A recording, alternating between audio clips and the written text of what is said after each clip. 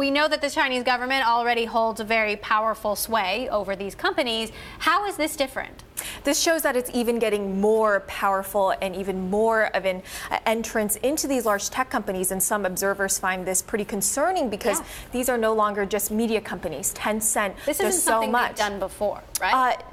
Chinese government has historically taken positions in companies, right? But in media companies, they've mostly erred on the side of we're censoring the content. And that's something that we've really seen happen a lot more over the course of this past year.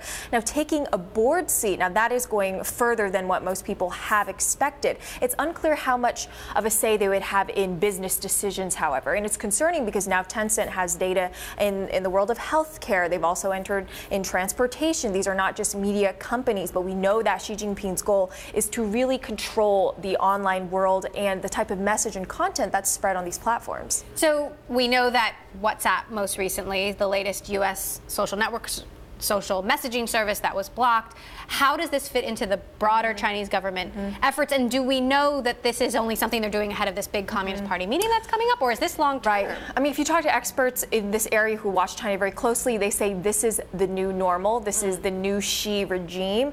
He is really taking the Chinese government and saying that he wants to establish a sort of persona, cult-like leadership of the country. And as you mentioned earlier, there was a WhatsApp crackdown. Thousands of websites have been shut down. Live streaming apps have closed.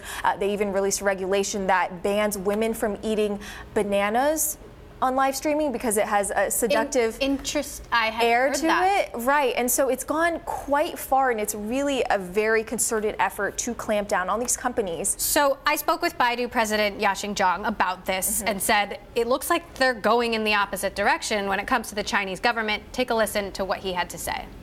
Overall, the internet industry is booming in China. However, when you operate in any region, whether it's China or outside of China, there are regulations, policies any company need to abide by. So I push back on that a little bit. Obviously, it seems to me like things are going in the opposite direction.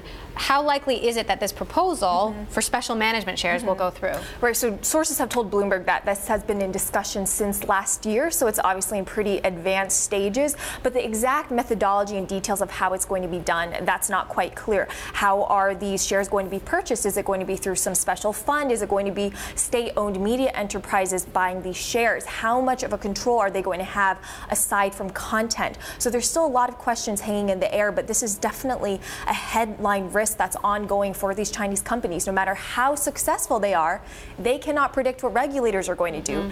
It's always a gray line there.